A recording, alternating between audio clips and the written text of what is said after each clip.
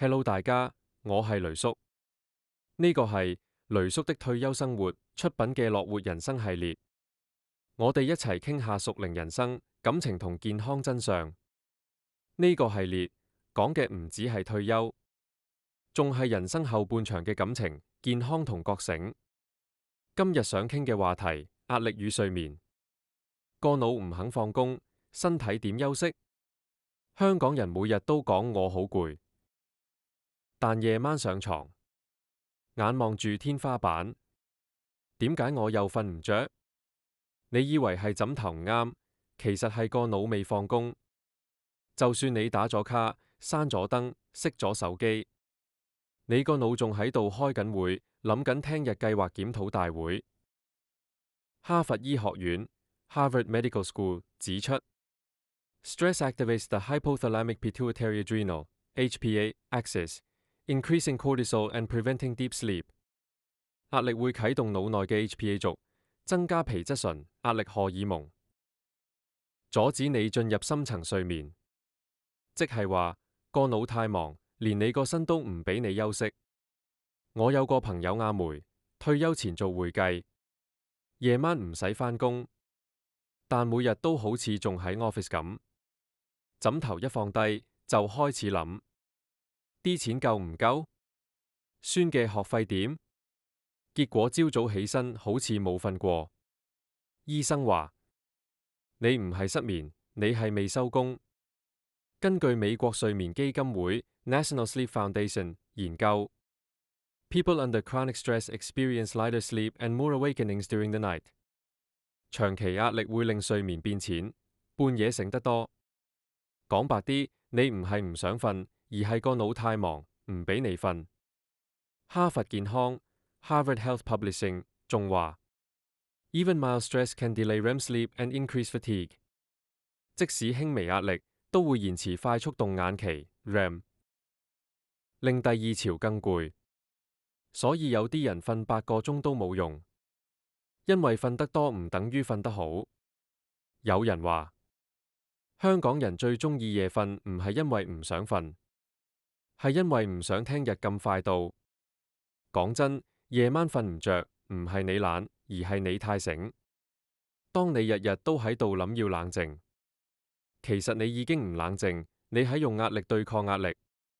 有啲人話，我用手機放鬆下先再瞓，結果一邊放鬆一邊睇新聞，通脹上升，醫療危機，放鬆完即刻爆血壓，呢啲叫電子血爆曲。其實要改善睡眠，醫學界講得好清楚：一、降皮質醇 cortisol down。哈佛健康建議 Meditation and deep breathing before bed reduce cortisol and improve sleep onset。睡前靜觀與深呼吸可減低皮質醇，幫助入睡。試下呢個方法，吸氣4秒，停氣4秒，呼氣6秒。每晚做5次，你個腦就知道收工啦。2. 固定作息 Body clock discipline。A consistent bedtime trains your circadian rhythm。固定睡眠時間可以訓練生理時鐘。唔好平日12點瞓，週末6點先上床。身體會話：我唔知今日係咩時區啊，大佬。3. 睡前1小時無手機 Digital detox。Blue light suppresses melatonin, delaying sleep。藍光會抑制褪黑激素，令你難入睡。你唔用手機1個鐘，個腦先會信你真係想瞓，否則佢會以為你仲喺度開緊工。雷叔建議係床頭放一本紙質書，但真係需要習慣。戒電子奶嘴遠比想象困難。4. 放低控制欲，最難做到但最有效嘅，就係接受自己控制唔到一切。哈佛心理系 Harvard Psychology Department 講得好，Letting go of control reduces anxiety and allows restorative sleep。放下控制欲能減少焦慮，促進修復性睡眠。唔使咩都諗到最壞。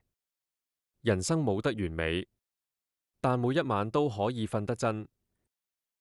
有人話，人生有幾多個10年？